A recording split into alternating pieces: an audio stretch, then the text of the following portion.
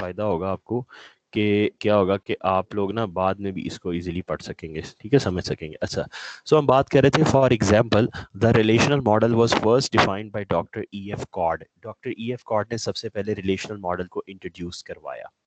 कब इंट्रोड्यूस करवाया? 1970 में उन्होंने एक पेपर पब्लिश किया अपनी रिसर्च के हवाले से, जिसमें उन्होंने एक कॉन्सेप्ट दिया रिलेशनल मॉडल का। रिलेशनल मॉडल का कॉन्सेप्ट क्या था? उन्होंने कहा कि डेटाबेस के अंदर जितना भी डेटा स्टोर होगा बाद के बाद, वो in terms of table store होगा। और टेबल को उन्होंने दूसरा वर्ड क्या बोला? रिलेशन।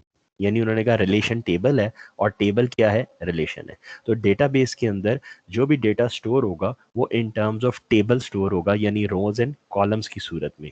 और रोज को हम लोग रिकॉर्ड्स भी बोलते हैं, हम टपल्स भी बोलते हैं, और जो कॉलम्स हैं उनको हम लोग फील्ड्स भी बोलते हैं और एट्रीब्यूट्स भी बोलते हैं। सो ये कॉन्सेप्ट था सारा। और इस रिलेशनल मॉडल के पीछे जो सारे का सारा कॉन्सेप्ट था, वो मैथमेटिक्स की जो सेट थ्योरी की लॉजिक है, ठीक है, वो इम्प्लीमेंट हुई थी। यूनियन, इंटरसेक्शन, कॉम्प्लीमेंट, वो सारा इंट्रोड्यूस हुआ था। वो आगे जाके इंशाल्लाह सबसीक्वेंट लेक्चर्स में हम लोग उसको भी डिस्कस करेंगे। So DBMS were develop to overcome the limitations of file processing system. So major चीज़ क्या थी कि DBMS क्यों डेवलप की गई? ताकि ओवरकम किया जा सके क्या? लिमिटेशंस किसकी? फाइल प्रोसेसिंग सिस्टम की। यानी फाइल प्रोसेसिंग सिस्टम के अंदर जो लिमिटेशंस थी, जो प्रॉब्लम्स थी, जो ड्रॉबैक्स थे, जो डिसएडवांटेजेस थे, उनको ओवरकम करने के लिए डेटाबेस मैनेजमेंट सिस्टम जो है वो इंट्रोड्यूस करवाया गया। देन 1960 से अब हम अपना एरा को स्टार्ट करते हैं, हिस्ट्री को पढ़ना। 1960s में कह रहा है फाइल प्रोसेसिंग सिस्टम यानी FPS were still dominant during this period. यानी इस पीरियड में फाइल प्रोसेसिंग सिस्टम, क्योंकि उस वक्त लोगों के पास जो इलेक्ट्रॉनिकली अवेलेबल डेटा को मैनेज करने के लिए जो इलेक्ट्रॉनिकली अवेलेबल चीज़ें मौजूद थी, वो फाइल प्रोसेसिंग सिस्टम ही था, सॉफ्टवेयर। तो वो डोमिनेंट था, तमाम लोग उसके ऊपर डिपेंड करते थे। और हर जगह पे, बैंक्स में, गवर्नमेंट ऑफिस में, मल्टीनेशनल कंपनीज में, एजुकेशनल इंस्टीट्यूट्स में, शॉप्स पे, डिपार्टमेंटल स्टोर्स पे, ईच एंड एवरीथिंग, हॉस्पिटल्स में, हर जगह पे फाइल प्रोसेसिंग सिस्टम में ही डेटा मैनेज किया जा रहा था और डेटा को अपडेट किया जा रहा था। ठीक है, सो हमने क्या किया कि उस चीज से निकलने के लिए हमने क्या किया? How ever the first DBMS was introduced during this decade. अब DBMS जो है, पहला DBMS कहता है इस डिकेड में, यानी इस वक्त इंट्रोड्यूस हो चुका था, लेकिन उसके बावजूद भी जो लोग हैं वो अभी भी किसके ऊपर डिपेंड कर रहे थे? फाइल प्रोसेसिंग सिस्टम में। क्योंकि लोगों का सालों साल का डेटा जो है वो फाइल प्रोसेसिंग सिस्टम्स के ऊपर पड़ा हुआ था।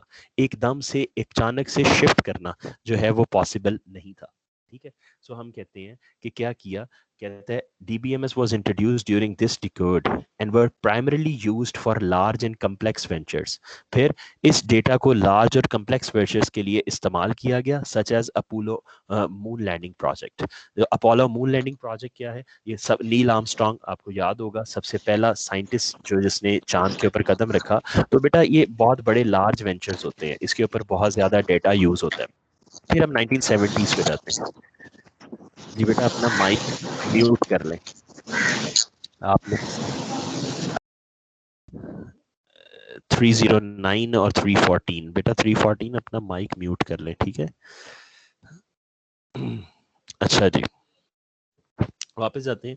तो कह रहा है ड्यूरिंग दिस डिकेड, 1970 में क्या हुआ? During this decade the use of DBMS became a commercial reality. Sir excuse me sir. जी बेटा 314 बताएं। सर वो हमारी दूसरी क्लास भी, इंग्लिश की क्लास भी हो रही है, दोनों क्लासेस इकट्ठी हो रही हैं, दोनों को कैसे अटेंड करें इकट्ठे? अच्छा मैं 1 मिनट कंफर्म करता हूँ, मेरी तो क्लास इसी टाइम पे ही होती है ना, तो इंग्लिश की क्लास क्यों हो रही है? मैं कंफर्म करता हूँ, 1 मिनट है। जी सर, आप सर आज आपकी क्लास है इंग्लिश